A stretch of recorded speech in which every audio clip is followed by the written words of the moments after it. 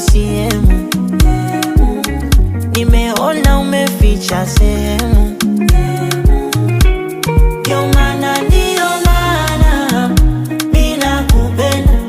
Niongeze nyama, sitaki mlenda, na hata sili sana, niongeze kidogo. Shanunua ndizi na changu kijivo. Salamu aleikum shehe.